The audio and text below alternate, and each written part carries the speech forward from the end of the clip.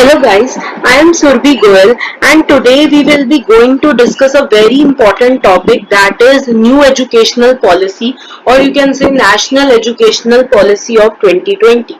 This topic is very important from your examination point of view. First of all, it is the current affair. In July only this policy was released, July 2020, and also it is bringing a much more change in our education system.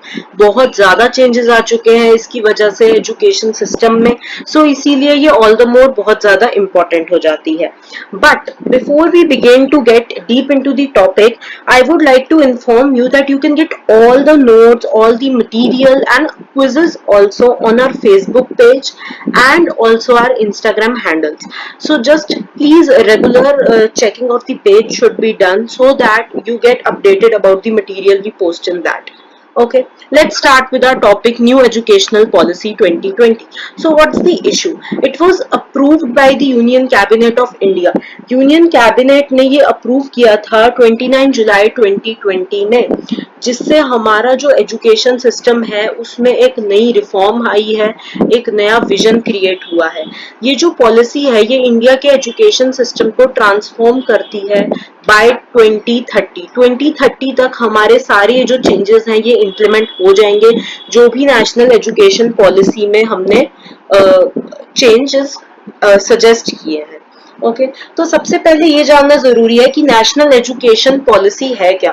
National education policy जो है पूरे education system को regulate करती है, और सबसे पहले ये किसने रिलीज करी थी? प्राइम मिनिस्टर इंदिरा गांधी ने 1968 में.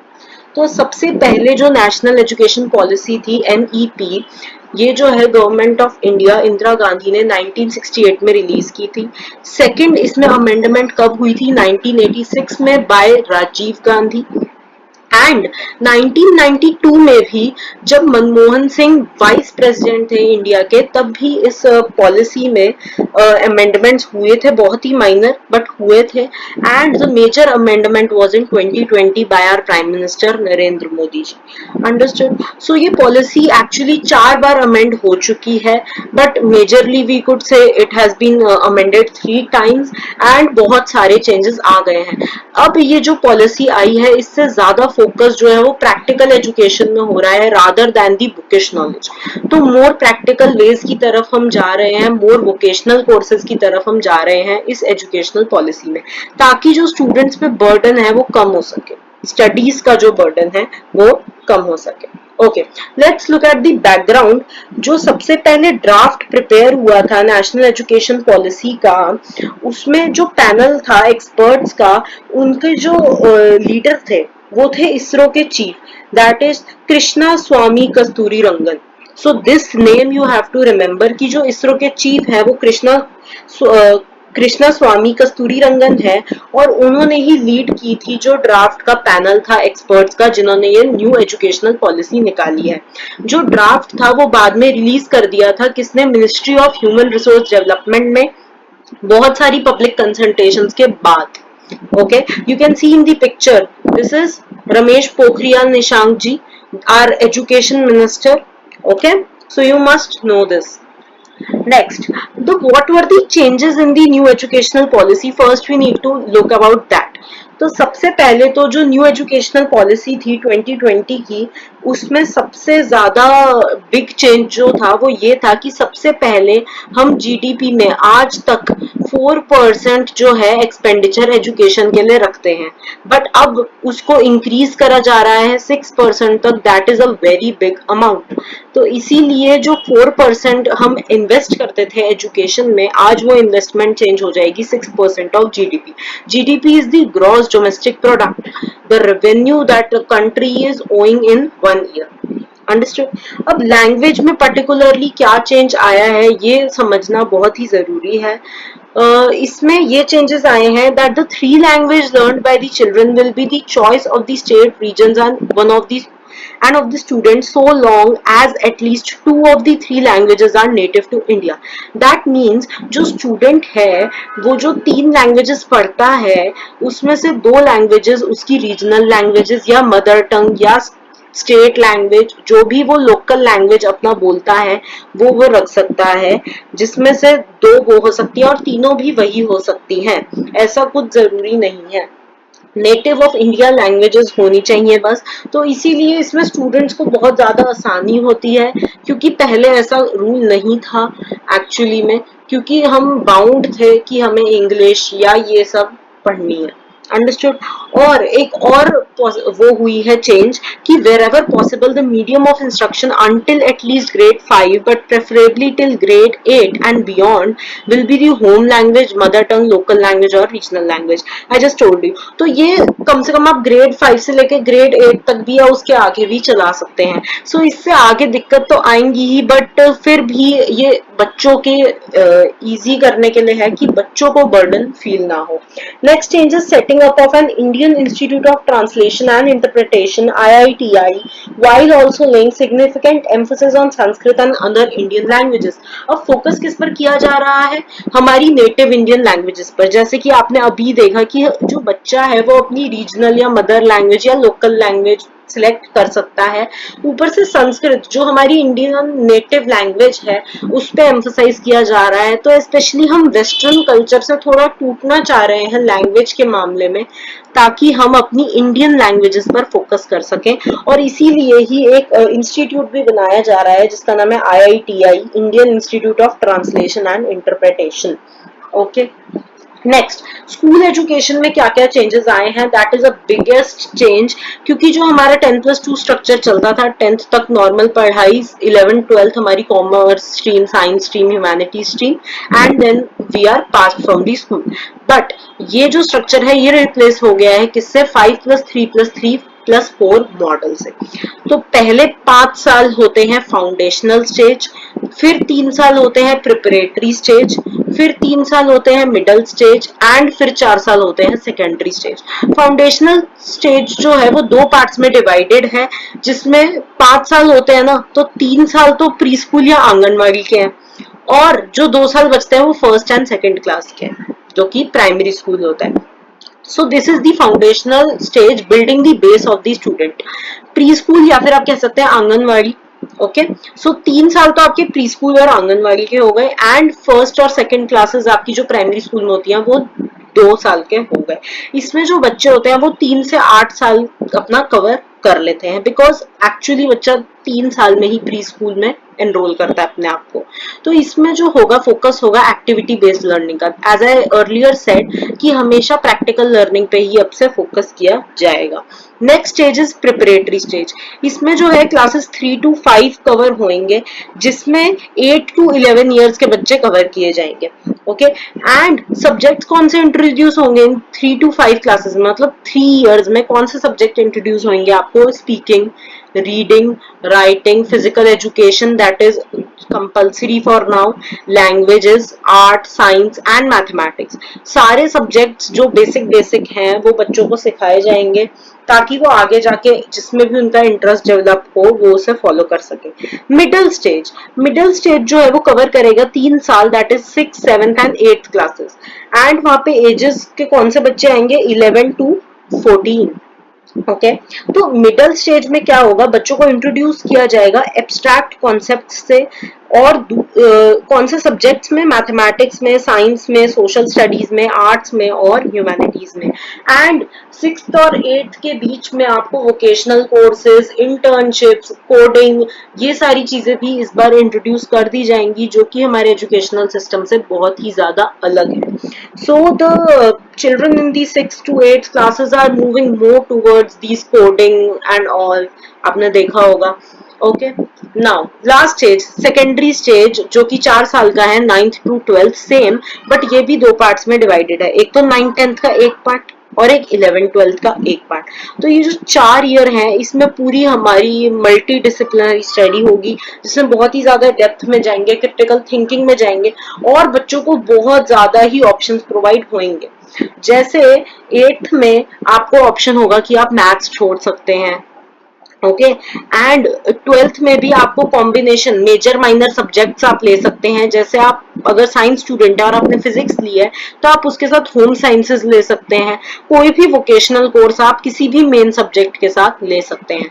तो बहुत ज्यादा लीनियंट कर दिया है हमारे एजुकेशन सिस्टम को, ताकि बच्चा का जो इंटरेस्ट है वो उसके हिसाब से अपने सब्जेक्ट्स ले। अंडरस्टूड। नेक्स्ट जो चेंजेस आए हैं वो ये है कि बोर्ड एग्जाम्स जो है वो 10th और 12th के लिए तो होंगे ही, बट जो उनका पैटर्न है वो रीडिजाइन हो गया है। जो पेपर होगा वो ऑब्जेक्टिव भी होगा और सब्जेक्टिव भी, मतलब एमसीक्यू भी होंगे एंड आपका पूरा सब्जेक्टिव टेस्ट भी होएगा। Standards for this will be established bye an assessment body परख। परख जो है एक ऑर्गेनाइजेशन बनाई गई है जो इसके स्टैंडर्ड्स एस्टैब्लिश कर देगा। और एग्जाम्स जो होंगे वो 2 साल होंगे। बोर्ड्स आपके हमेशा पूरे साल में एक बार होते हैं, लेकिन जो बोर्ड्स होंगे वो दो बार होंगे, सॉरी 2 बार होंगे एक साल में, ताकि जो बच्चा है उसे 2 अटेम्प्ट मिल जाए और उसके पास होने के चांसेस बढ़ जाए। अंडरस्टूड। मैंने बताया था कोडिंग इंट्रोड्यूस हो जाएगी क्लास 6 से। And internship opportunities to learn the vocational subjects to students throughout grade 6 and 12 including holiday periods. Vocational courses through online mode will also be made available. So बहुत ज्यादा ही practical learning पे focus है कि बच्चे बाहर निकलें और अपनी स्टडीज को अप्लाई करें। सो अप्लाइड स्टडीज बहुत ज्यादा ही फोकस में है। Also the mid day meal scheme will be extended to include breakfast. Okay. Next is the higher education. Higher education में क्या क्या चेंजेस आए हैं? सबसे पहले तो आपके पास multiple entry and exit options है। कभी भी एंट्री करो, कभी भी एग्जिट करो। ओके। तो अगर आप एक साल में कंप्लीट करके हट जाते हैं तो आपको सिर्फ सर्टिफिकेट मिलेगा। ओके। 3 साल का होता है जैसे ग्रेजुएशन, तो अगर आप एक साल में करके हट भी जाते हैं तो आपको सर्टिफिकेट मिल जाएगा। अगर आप 2 साल करके हट जाते हैं तो आपको डिप्लोमा मिल जाएगा, और अगर आप 3 साल कंप्लीट करके करेंगे तो आपको बैचलर्स डिग्री मिल जाएगी। So the entry exit options have been made very lenient। and MPhil masters of philosophy जो है वो कोर्स ही डिसकंटिन्यू कर दिया गया है। और NTA जो आपके ड्यूएट एग्जाम्स और जेई मेंस और नीट एग्जाम्स लेती थी, उन्हें परमिशन दी गई है कि वो और भी एंट्रेंस एग्जाम्स कंडक्ट करें और भी सारी यूनिवर्सिटीज के जो कंट्री में हैं। एक कमीशन सेटअप हुआ है, higher education commission of India. ये बहुत ही ज्यादा इम्पोर्टेंट है और ये एक सिंगल है जो पूरे ही इंटायर हायर एजुकेशन को रेगुलेट करेगा, मेडिकल और लीगल एजुकेशन को छोड़कर। So HECI it is a very important topic to be understood कि HECI जो है वो हायर एजुकेशन को रेगुलेट करने के लिए सेटअप हुआ है, और ये सिंगल यूनिट है जिसके अंदर 4 इंडिपेंडेंट वर्टिकल्स हैं। That is NHERC, national higher educational regulatory council regulation के लिए, general education council GEC for standard setting, and higher education grants council HEGC for funding, and national accreditation council NAC for accreditation. Accreditation is authorization की yes आपने ये degree पास कर ली है, या stamp लगना एक तरह से कि आपने कर लिया है। ओके। तो इसके 4 इंडिपेंडेंट वर्टिकल्स आपको जरूर याद रखने हैं। इससे सारी जो एजुकेशनल हमारी ऑर्गेनाइजेशंस थी उन सबका रोल खत्म हो चुका है, like UGC and all that. तो इसीलिए HECI एक सिंगल बॉडी बना दी है पूरे हायर एजुकेशन को रेगुलेट करने के लिए। Okay. Next teacher education. Teacher education में क्या चेंजेस आए हैं? तो टीचर एजुकेशन में national curriculum framework for teacher education 2021 जो है वो फॉर्मुलेट होगा under the consultation of our NCERT। By 2030, the minimum degree qualification for teaching will be a 4-year integrated B.Ed degree। ये मिनिमम डिग्री क्वालिफिकेशन है एक teacher के लिए, 4-year integrated B.Ed degree 2030 तक ये पूरी तरह से इम्प्लीमेंट हो जाएगी। Understood? Okay, so let's move on to our questions because our topic is complete and this is all that you must know about the educational policy। पर इसी से related static GK questions हैं जो exams में पूछे जा सकते हैं। अगर आपसे इनमें क्वेश्चन पूछा जाएगा तो आप आराम से आंसर कर लोगे, बट इसी से रिलेटेड कुछ क्वेश्चंस करते हैं। सबसे पहला, education in India is the subject of which of the following list. अब आपको पता होगा कि हमारा जो कॉन्स्टिट्यूशन है उसमें 3 लिस्ट होती है, union list, state list and concurrent list. सबसे पहले मैं बता दूं यूनियन लिस्ट क्या करती है। यूनियन लिस्ट होती है जो सेंटर के अंडर डिसीजंस आते हैं, स्टेट लिस्ट होती है जो अलग से स्टेट के नीचे डिसीजंस आते हैं, और कॉन्करेंट लिस्ट होती है जिसपे दोनों यूनियन और स्टेट अपने मिक्स डिसीजंस लेकर आगे चेंजेस अमेंड करते हैं।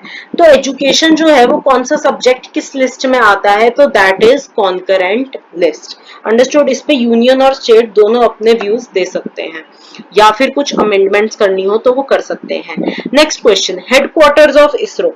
इसरो के हेडक्वार्टर्स क्या है? इसरो क्या है? Indian space research organisation. तो इसरो के हेडक्वार्टर्स जो है वो बैंगलोर में है। अंडरस्टूड। इसरो के चेयरमैन कौन है? इसरो के चेयरमैन तो सबको ही पता होंगे, के सिवन है। Understood. Next question is, when was the first educational policy promulgated by the government of India? सबसे पहली एजुकेशनल पॉलिसी कब रिलीज हुई थी? ये मैंने आपको अभी ही वीडियो में बताया है कि वो 1968 में रिलीज हुई थी by our prime minister Indira Gandhi ji. Last question, the target of national educational policy 2020 is to increase the gross enrollment ratio to dash by 2035. So this is a very important question that can be asked in various examinations कि हम जो है gross enrolment ratio कब तक कितना बढ़ाना चाहते हैं, हमारा टारगेट क्या है 2035 तक। So this figure you have to remember, that is 50%. Okay, so I hope you enjoyed the lecture. Thank you so much for attending my video, and I hope you learned very much things that you don't know. Thank you. This was all from my side for today. Bye bye. Stay safe.